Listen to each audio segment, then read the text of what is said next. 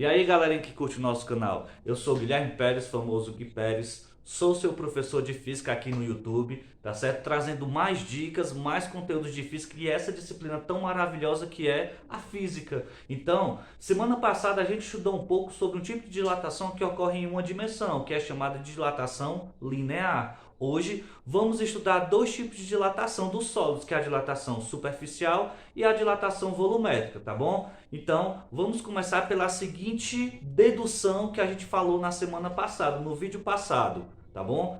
Que essa dedução é justamente falar que para que ocorra todo tipo de dilatação é necessário que haja principalmente uma variação de temperatura. Uma variação de temperatura, o tipo de material que é feito, o objeto que está se dilatando e principalmente eu saber o tamanho inicial dele, tá bom? Então a gente pode deduzir isso como uma equação, tá certo? Então, o que é que acontece aqui na dilatação superficial? Na dilatação superficial ocorre principalmente a variação de duas dimensões, que é conhecida como área, tá certo? Então você observa que eu tenho uma placa, tá certo? Uma placa que ela está a uma temperatura inicial e você tem também outra placa que ela está a uma temperatura final. Houve aqui uma variação de temperatura, tá certo? Quando ocorreu essa variação de temperatura, ocorreu um aumento das suas dimensões, tá certo? Essa partezinha pintada que eu coloquei aqui é chamada de dilatação, que é representada por ΔA, que é para justamente você saber que é a área que está se dilatando, porque a gente está falando de dilatação superficial. No início do vídeo, eu falei que eu preciso de 3 definições para que eu saiba que o objeto está se dilatando.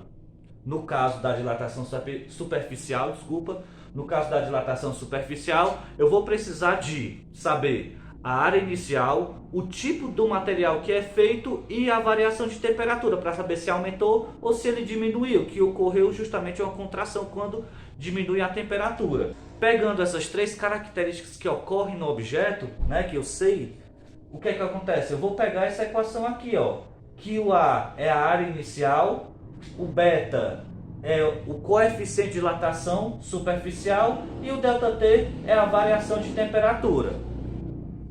Então vamos analisar aqui o seguinte, como eu falei no início, a dilatação superficial ocorre em 2 dimensões, que vai variar a área, tá certo? Então, o que é que eu quero que vocês percebam?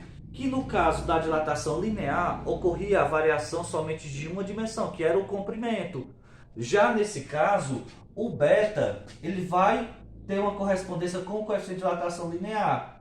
Já que a dilatação superficial ocorre em 2 dimensões, então o beta seria 2 vezes o valor do alfa. Essa é uma característica bastante importante na dilatação superficial, tá bom? O outro tipo de dilatação é a dilatação chamada de volumétrica, que é o volume que vai aumentar. Pelo próprio nome a gente já deduz. Então você tem um objeto que ele tem um volume inicial a uma temperatura inicial e ele aumentou o seu volume a uma temperatura final. Ocorreu aqui uma variação da temperatura, que é justamente, ó, essa partezinha aqui todinha foi a que aumentou, certo? Opa, aqui não. Aqui, aqui e aqui. Comprimento, largura e altura. Esse aqui é chamado de ΔV, que é justamente a dilatação volumétrica, representada pela letra V. Peguei as características que eu sei para que ocorra a dilatação volumétrica, que eu saber o volume inicial, o tipo de material que é feito e a variação de temperatura. Como a temperatura aumentou, logicamente o volume também aumenta, tá certo? O alfa não, desculpa. O gama, ele é o coeficiente de dilatação volumétrica. Da mesma forma que eu fiz uma correspondência do superficial com o linear, eu posso fazer, do mesmo jeito que eu fiz uma correspondência do coeficiente de dilatação superficial com o linear, eu vou fazer do volumétrico com o linear. Já que na dilatação volumétrica ocorre em 3 dimensões, então eu posso muito bem dizer isso aqui, galera, ó, que o gama é 3 vezes o alfa. Justamente porque o gama aumenta em 3 dimensões, que é o volume, comprimento, largura e altura, tá bom? Gente, eu estava pensando aqui o seguinte: se de repente eu tivesse uma placa qualquer, um material qualquer, e eu fizesse um orifício no centro, e eu aquecesse, será que esse orifício ele iria ficar do mesmo tamanho? Não. Já que ocorreu uma variação de temperatura e a variação de temperatura foi maior do que zero, ou seja, aumentou, consequentemente, o orifício vai também aumentar. É como se ele tivesse totalmente preenchido, é como se ele não existisse, certo? Então, basicamente, é isso, tá bom? É uma dica bem básica. Quando eu tenho qualquer placa que tem um orifício e ele aumente sua temperatura, consequentemente, o orifício também vai aumentar, porque é como se ele estivesse totalmente cheio.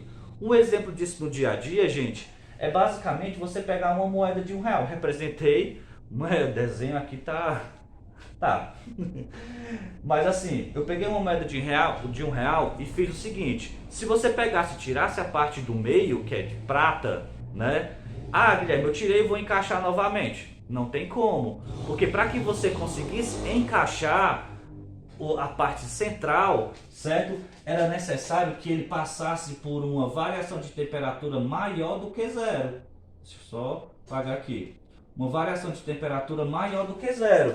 Por quê? Porque ele iria aumentar as suas dimensões e, consequentemente, a parte central iria encaixar. Tá bom, gente? Então essa foi a dica bem básica para finalizar o nosso conteúdo sobre dilatação térmica dos sólidos, tá certo? Lembrando, uma revisãozinha bem básica. Dilatação linear, uma dimensão. Superficial, 2 dimensões.